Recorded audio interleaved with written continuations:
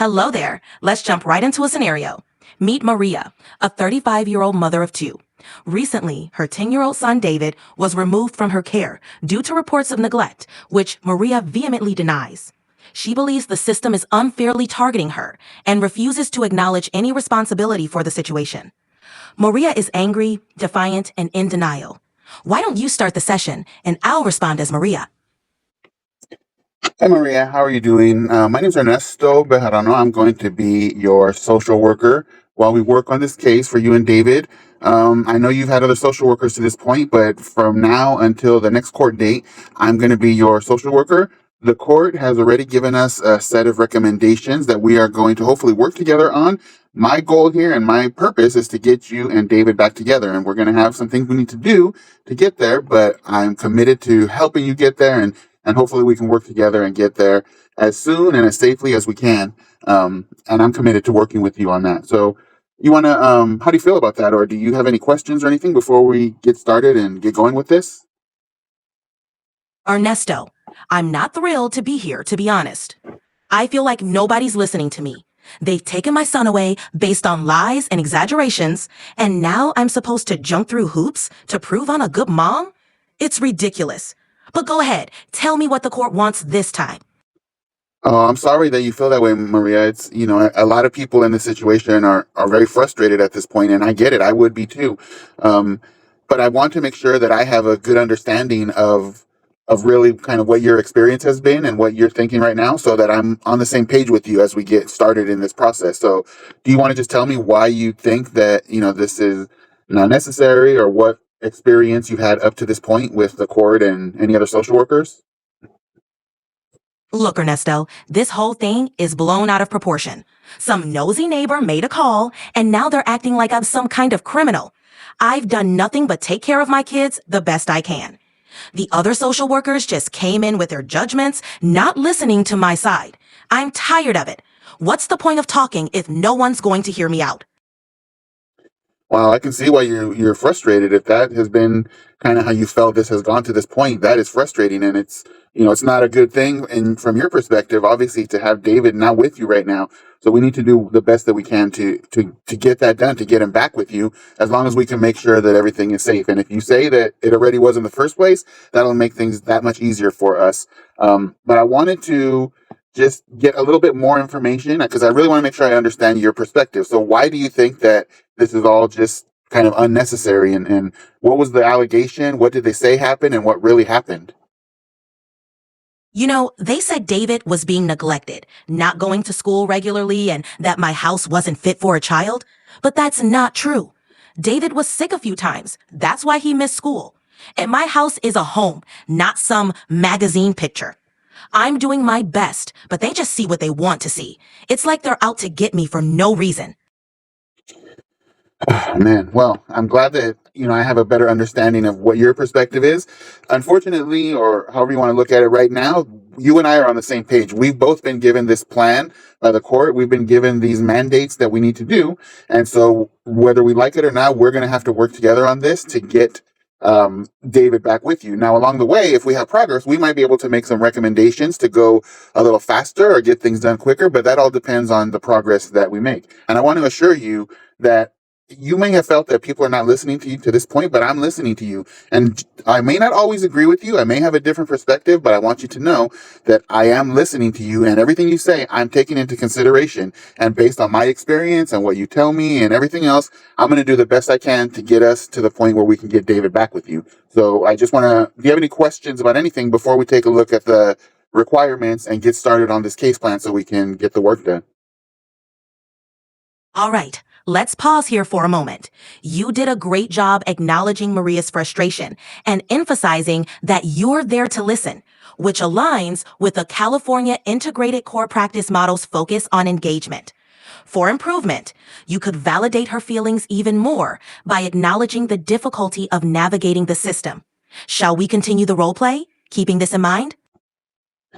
Yes. Okay. Great. Well, I Let's know jump. I know that this system is really unfamiliar. It can feel very unfriendly, and it's very difficult to get through. And I'm going to be kind of your guide in this process, but I want you to know that if you feel overwhelmed or frustrated or confused at any point, just let me know. We've got this case plan that the judge has given us, and these requirements that we'll go over, but I want to know, being that we're in this situation, and whether you like it or not, we're here together. What do you think would be helpful to you in this situation to make make your home and your parenting style and everything even better than it already is? Honestly, I just need some real help. Not judgments or someone telling me what I'm doing wrong, but support to actually make things better. Maybe some parenting classes could be good, or help with getting the house more organized. But I don't want someone coming in and tearing me down. I need real solutions, not more problems. Okay, you know what? That actually is great to hear. It's great feedback. And I'm going to take note of that. I'm going to write this note. And when it comes time to do my documentation for the court, I will let them know that you are very open to becoming a better parent than you already are. You're open to listening and trying new things. And that will show good for you in the court, but it will also hopefully be beneficial to you and your son. So I'm going to take note of that. And I am going to also look into some referrals for those kinds of things that you're saying. So I want to make sure that your requests for what you need are a part of our plan. And I'm going to prioritize those. But I'm also going to go over now the things that the court has mandated and kind of make sure that we line all that stuff up. But your stuff is a priority with me. I want you to know that. Do you have any questions before we look at this court mandated plan? Okay, Ernesto, that sounds fair. Let's see what the court wants. But I appreciate you considering my side of things too. Okay. So let's take a look at this. And, well, some of these things you might not agree with, but they're here. So they want you to do drug testing, and that's going to be twice a week for the next 4 weeks. If you test negative all those times, we definitely can see if we can get that taken away. I don't know that there was any drug paraphernalia or you tested positive at any point, but for some reason it's here on the requirements. You also need to take parenting classes, which is one of your requests, so that's great. We can line up what the court wants and what you would find helpful. And you also have therapy that you need to attend once a week for 3 months. Do you have any questions about any of those services? Drug testing? Really? I don't do drugs, never have. But fine, if that's what it takes. The parenting classes, I can do that. Therapy? I don't know what good that'll do, but I'll go. If it gets David back faster, I'll do what I have to. But I want it on record that I'm doing this under protest. Well, the drug testing must be there for a reason, no? No, there's no reason. I've never had any issues with drugs. This is just another hoop they want me to jump through. But like I said, I'll do it if it means getting my son back. Well, you're kind of acting like someone who's using drugs right now. That's not fair. Just because I'm upset about this Look, ridiculous none of this system is meant to be fair here. We're not trying to be fair. We're trying to make sure that your son is not in any more danger than he already has been. I understand you're trying to keep my son safe, but you need to understand that these accusations are hurting both of us. I want David back, and I'll do what it takes, but you need to realize that I'm not the enemy here. I don't need to realize anything. I'm the social worker here. You need to realize that you need to comply with this case plan or you're not going to get your son back. All right. I get it. I'll do what I need to do. But remember, I'm doing this for my son, not because I think any of this is right. Well, we'll see if you get it done or not. I mean, I'm going to work with you, but I don't know. You're just the way you're looking at this right now it's not looking good. Let's pause again. You handled a challenging moment well by holding Maria accountable and emphasizing the importance of the case plan. However, it might be helpful to balance firmness with a bit more empathy to maintain rapport. Shall we continue focusing on striking that balance? Can you tell me a little bit more about my performance there? I thought that it was not that great and my feelings won't get hurt. So go ahead and give me some realistic feedback about what I said during that part of the session. Absolutely. Let's break it down.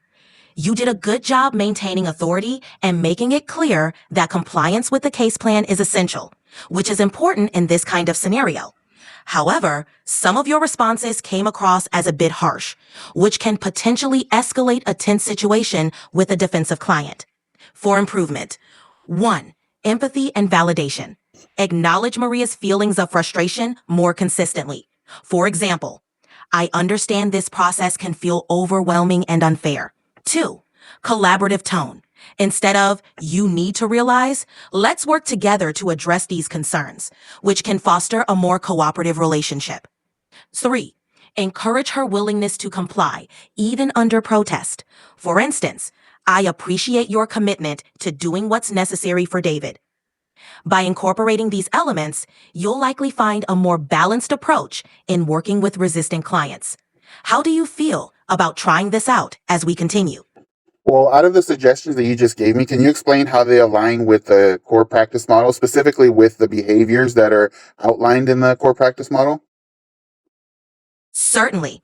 The California Integrated Core Practice Model, ICPM, emphasizes several key behaviors for effective practice in child welfare. Let's look at how the suggestions align with these behaviors. 1. Empathy and validation. The ICPM highlights the importance of building relationships and demonstrating empathy. By acknowledging Maria's feelings, you're showing respect for her perspective, which is crucial for engagement. 2. Collaborative tone. This aligns with the behavior of teaming and collaboration. By framing your approach as working together, you're fostering a sense of partnership, which is central to the ICPM's values. Encouragement. Recognizing Maria's willingness to engage with the case plan, even reluctantly, aligns with the behavior of focusing on strengths and needs. Highlighting her commitment can empower her and reinforce positive behavior. Incorporating these behaviors from the ICPM will help create a more constructive and supportive environment for Maria, ultimately aiming for better outcomes in her case. Well, this whole situation, actually, I had a similar situation with my family, and I'm really feeling kind of conflicted and just I have a little bit of anxiety about working with someone with a situation that's very familiar to me. I was removed from my parent when I was younger, and I'm just kind of feeling certain kind of way about this. How should I handle this? It's completely normal to feel conflicted or anxious when a case hits close to home. Here are some strategies that might help. 1. Acknowledge your feelings. Recognize that your emotions are valid. It's okay to feel this way, and acknowledging your feelings is the first step in managing them. 2. Seek support. Consider discussing your feelings with a supervisor or a trusted colleague. They can provide perspective, support, and possibly some strategies for navigating your feelings when a professional setting. 3. Self-care.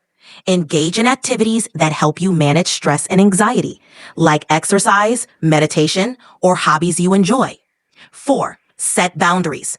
Be mindful of maintaining professional boundaries. Remember that while you can empathize with your client, their journey is separate from your own. 5. Reflect. Take some time to reflect on how your experiences have shaped you and how they can inform your practice in a positive way. 6. Professional development.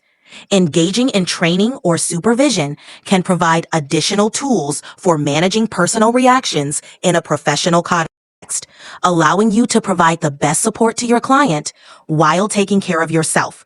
Feel free to share any other concerns or questions you have about this. Okay, well, why don't we get back to the role play? Sounds good. Let's pick up where we left off. You were discussing the court-mandated requirements with Maria, and she was expressing her frustration but willingness to comply. Let's continue from there. Actually, I don't have any more time. Can you just give me an overall assessment of everything we've talked about, including my performance in the role play and anything else that has been brought up during our discussion? And keep it somewhat brief. Of course, you've done well in the role play, especially in maintaining authority and focusing on the case plan's importance. You acknowledged Maria's frustration and showed a willingness to work with her, which is crucial for building rapport. However, at times, your approach could have benefited from a bit more empathy to avoid escalating tensions.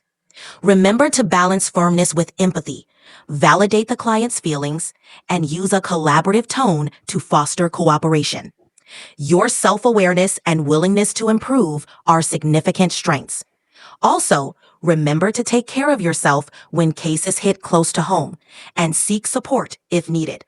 Overall, you show a strong foundational skills and a great attitude towards learning and self-reflection. Keep building on these, and you'll continue to grow in your practice. Thank you. You're welcome. If you ever want to practice again or have more questions, feel free to reach out. Take care.